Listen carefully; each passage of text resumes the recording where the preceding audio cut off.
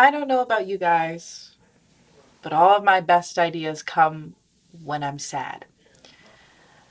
And it's a nice feeling to know that when I'm sad, that I have something to look forward to when I decide that I'm done being sad. It's kind of like the silver lining in it all.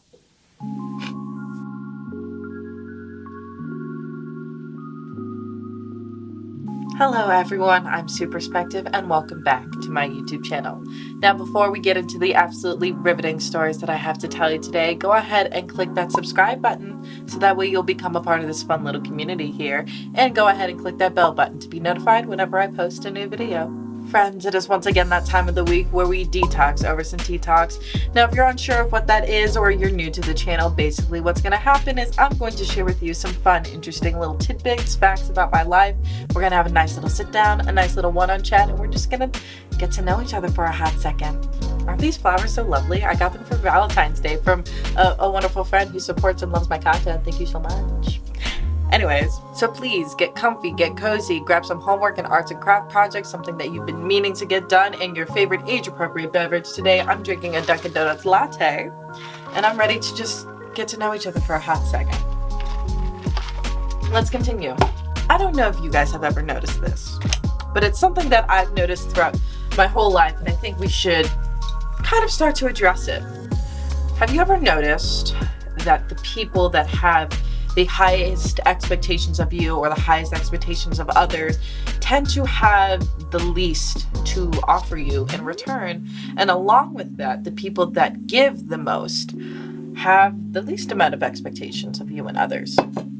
That's not like a universal rule or anything, it's just something that I've noticed. So I figured we'd talk about that.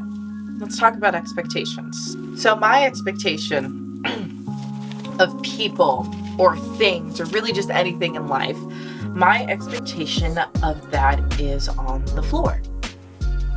On the fucking floor. Now that sounds like a really bad way to go about life. That sounds like a really poor thing to do. And if we're being completely honest, it is. You know, if you let it. But what that sounds like when I say that my expectation, my bar is on the floor, it sounds like that I don't think very highly of myself, right? It sounds like I have a very low self-esteem and I think so badly, so poorly of myself that I expect nothing wonderful or good to come my way. It sounds like that, but I promise you, it's not. And it took a very long time for it to get that way. See, in the past, I would enter into these situations, whether it was on purpose or an accident or just by poor habit, I would enter into these situations that would ultimately add nothing to my life. And these situations would range from workplace, romantic, platonic, what have you. And I would just build up this grand fantasy in my head that in the end was destined to fail, because only I can control an outcome so far, and I can't control what other people do. Simple as that. So yes, ultimately, I was working with something that wouldn't add any value to my life, that wouldn't give me back anything. Which then begs the question, well then, Sue, why complain? Why complain if you already said that your standards were on the floor? You're expecting nothing in return, so it fulfilled your sort of prophecy. So what's the issue? What's the problem? And although, yes, that is very true, I would like to say that even though I asked for nothing, it also took everything that I had in that very moment. Whatever that circumstance might be, I asked for nothing, but you took everything. And taking things doesn't necessarily have to be like a physical thing. It can also just be like my time, my love, my care, the way that I carry myself. And although I said it doesn't have to be physical, sometimes it is, and sometimes that thing is money. That's something that it takes. My bar is on the floor. But somehow, some way, for some reason, that situation, that thing, that purpose, that place has found itself in the basement, below my bar. Now you see, what that did was it led me into this very toxic circle of entering something, wanting the world, being content with literally nothing, less than floor level treatment, hurting my own feelings because I made up this fun little scenario in my head, and then being left to repair the damage on my own. Whew. I will say though, that I am grateful. I am very grateful for all of those situations, because now I get to look back at it, laugh, and just be like, damn, I really did that to myself. I put myself through some shit that no averagely decent person should ever even think of. But then this got me to thinking some more that although, yes, some of the things that I saw, some of the things that I endured, and some of the things that I ultimately put up with were not my fault or not things that I deserve, but I will say it is ultimately my job to learn from that cosmic lesson or karmic lesson and to heal. That is no one else's job but my own. So yeah, awesome, cool, wow. Your girl's been through some shit, more than she'd like to admit to, and that's okay. But even with all that, and these flowers are still wet, why is it that with all of my empowerment, I sit on a throne of self-love and empowerment, why is that my bar is still on the kitchen floor, you know? In this lovely palace, this lovely castle that I've built myself, this fortress of solitude and love and light, why is that my bar is still on the floor? Well, I will tell you this, and I'll tell you this because I love you. The reason why my bar of expectations is on the floor is because I don't control you. I don't control others either. I don't control what you do to me and what you do to my life and how you contribute to it, negatively, positively, or neutrally. I don't control that. Look, I may be a very beautiful queen or a very dashing king in my own right, living it up in my self-made palace that's still going under, some renovations. But my door is wide open. And with that, I welcome all that comes into my world. I do. I truly and honestly do. The good, the bad, what have you. Because honestly,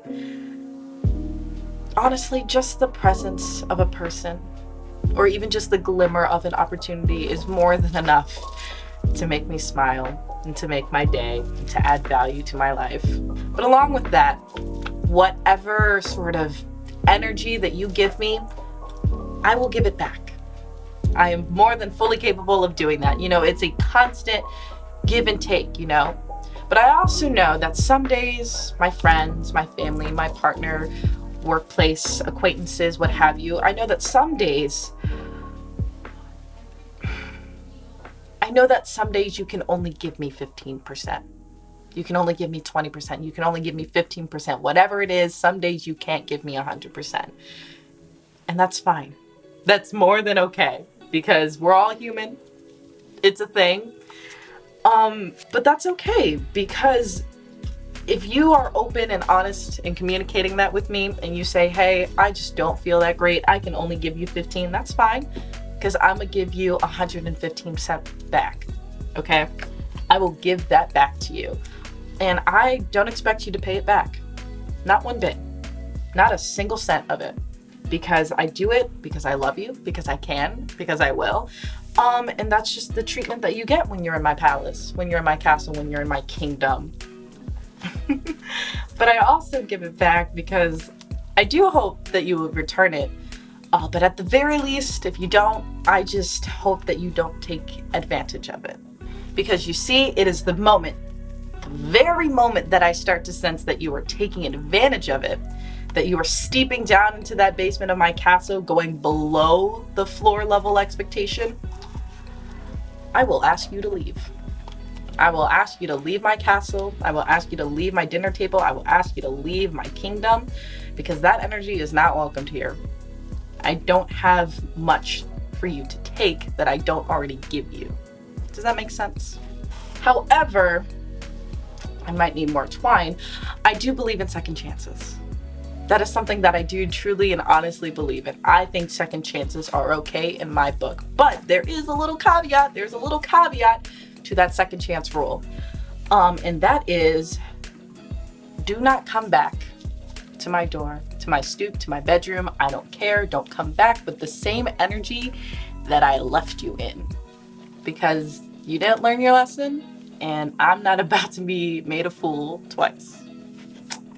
That look does not look good on me, and I look good in a lot of looks. That's not one of them. So too long. Didn't read, didn't listen. It's okay. I'm trying to make hanging flowers and it's just not working right now. My expectations are on the floor. And they will probably stay on the floor. You could literally breathe in my presence and I would be more than happy to have you there. Honestly, I'd be impressed. But see, it's the second that you make it a habit of taking more than I can give you or taking more than you give back, and you start parading down into my castle basement below my floor expectation, that's when I'm gonna, kick your goofy ass to the curb, And again, you can come back. You can come back whenever. The door is wide open. There's no lock, no key, what have you. It's basically not even a door. You can come back, but do not come back the same way that I left you, because you're gonna have to do some shadow work, some self-evaluation the same way I'm going to have to. Ebb and flow, give and take. And I think that's a pretty fair trade-off, don't you think? Because I know for a fact that the people that I keep in my corner, the people that I keep in my castle, the people that I keep in my company, they know how wonderful and great I am. And they do not take advantage of it, and that's why they've been here for so long, and that's why they are still in my presence. And even if they fuck up, it's okay, because I know better, and they're still welcome in my castle. They know this. Because not to toot my own horn or anything, darling, but baby, I am a blessing. Truly, I am. I've worked very hard to get to this point. I am a blessing. You don't meet people like me twice, and I know how to treat my company very, very well. Or at least the best that I can at that moment in time. And besides, I think the really nice thing about having expectations on the floor is that it really does just open your world up to a wonderful possibility and a wonderful threshold of people to just come in and say, hey, I'm here for you, let's do this. And I think that's wonderful. There is no bar holding me back from experiencing the wonders of life, and I'm so excited to keep learning all those lessons and meeting all those people. Whew. Well, I got almost nothing done. The caffeine is going straight to my heart. I'm shaking, but I had a wonderful time sitting here chatting with you, getting some work done. This was lovely, and I hope we get to do it again. If you like this video, please go ahead and click that like button so that way I know I need to make more of this content for you. And along with that, if you like this video, go ahead and share it with a friend. I would be honored if you did that. Comment down below if this resonated at all with you, or even if it didn't. I would love to hear your feedback. I love open and honest communication. We welcome that here on the Superspective channel. But yeah, that's all I've got. I'm gonna try and finish these hanging rosebud flower bouquets on my own. Check them out on my Instagram for the finished product. And if it's not there on my Instagram by the time that this video is posted, just assume that I fucked up.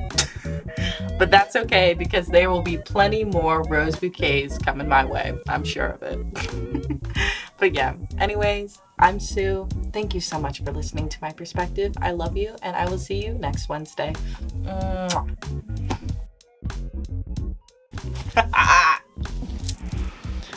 Whew. I have a caffeine buzz, a caffeine headache. Ugh, jeez.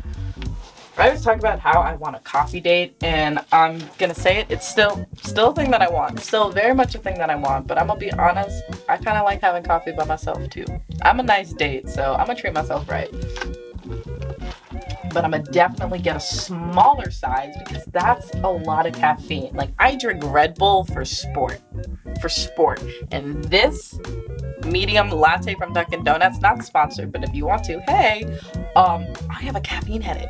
Like, I feel like I could run a marathon. I'm gonna do that. I'm gonna run a marathon. I'll see you guys later. Tell your friends. Tell your friends.